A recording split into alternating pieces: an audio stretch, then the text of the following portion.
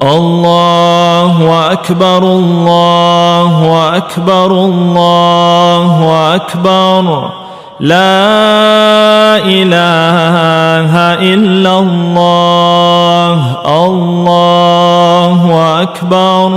الله أكبر ولله الحمد. السلام علیکم ورحمۃ اللہ وبرکاتہ. قابل احترام معزز سامعین اور میری اسلامی و دینی ماں اور بہنوں، چونکہ ذی الحجہ کا مہینہ شروع ہو چکا ہے. ذی الحجہ اسلامی اعتبار سے سال کا آخری مہینہ ہے، لیکن فضیلت کے اعتبار سے حرمت والے 4 مہینوں میں سے ایک اہم مہینہ ہے. اور پھر ذی الحجہ کے ابتدائی 10 دنوں کو قرآن اور حدیث میں بہت ہی اہمیت دی گئی ہے. رسول اللہ صلی اللہ علیہ وسلم خود ذی الحجہ کے ابتدائی 10 دنوں میں عبادات کا اہتمام کرتے تھے، کثرت سے روزہ رکھا کرتے، قرآن پاک کی تلاوت کرتے، نیز سلف صالحین بھی حضور اکرم صلی اللہ علیہ وسلم کی اتباع اور اطاعت میں ذی الحجہ کے ان 10 دنوں میں ویسے ہی اہتمام کرتے تھے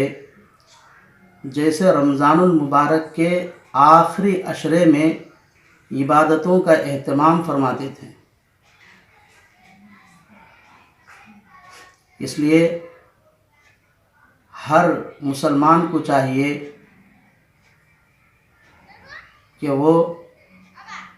ذی الحجہ کے ابتدائی 10 دنوں میں عبادتوں کا اہتمام کرے.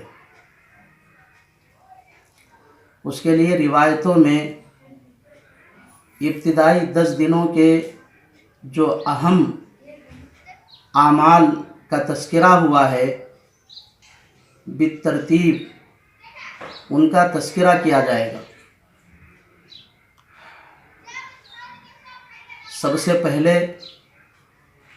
ذی الحجہ کا چاند دیکھنے کے بعد ایک اہم کام یہ ہے کہ جن حضرات کو قربانی کرنے کا ارادہ ہو ان کے لیے مستحب ہے کہ ذی الحجہ کا چاند نظر آنے کے بعد سے اپنے قربانی کا جانور ذبح ہونے تک اپنے سر کے بال، بغل کے بال اور اسی طرح زیر ناف بال صاف نہ کرے، اور اسی طرح ناخن بھی نہ تراشے.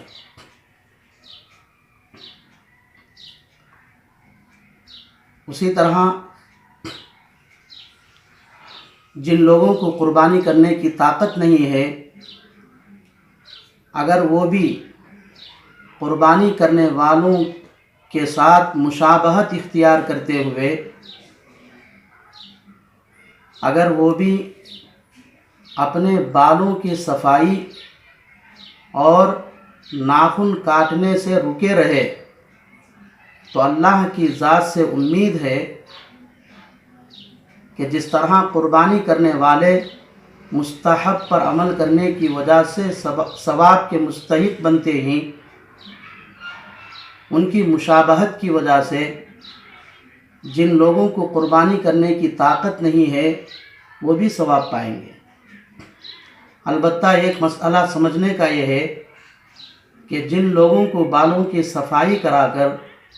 ناخن تراش کر 40 دن یا اس سے زیادہ ہو گیا ہے، ایسے لوگوں کے لیے لازمی ہے کہ وہ